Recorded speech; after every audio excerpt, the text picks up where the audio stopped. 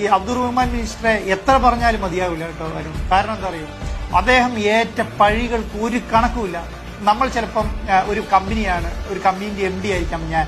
പക്ഷെ എന്നെ സംബന്ധിച്ചിടത്തോളം അതിന് എനിക്ക് വേറെ ടെൻഷൻസ് ഒന്നും ഉണ്ടാവേണ്ട കാര്യമില്ല. പക്ഷെ ഒരു മിനിസ്റ്റർ എന്ന് പറയുന്നത് എന്താ പറയാ, ആ പോസ്റ്റിലിരിക്കുന്ന ആളാണ്. അദ്ദേഹത്തിന് ഇതുപോലെ റിസ്ക് എടുക്കുക എന്ന് പറഞ്ഞാൽ കേരളത്തിൽ, ഇന്ത്യയിലെ ഒരു മിനിസ്റ്ററും അങ്ങനെ ഒരു റിസ്ക് എടുക്കുമെന്ന് ഞാൻ വിചാരിക്കുന്നില്ല. അത്രയധികം റിസ്ക് അദ്ദേഹം എടുത്തിട്ടുണ്ട്. അതുകൊണ്ടാണ് അദ്ദേഹത്തെ അത്രയും പഴി കേട്ടതും. ഏതെങ്കിലും കാരണവശാൽ ഇത്ര എഫേർട്ട് എടുത്തിട്ട് മെസ്സി വന്നില്ലായിരുന്നെങ്കിൽ അദ്ദേഹത്തിന്റെ അവസ്ഥ ഒന്ന് ആലോചിച്ച് നോക്കിക്കേ.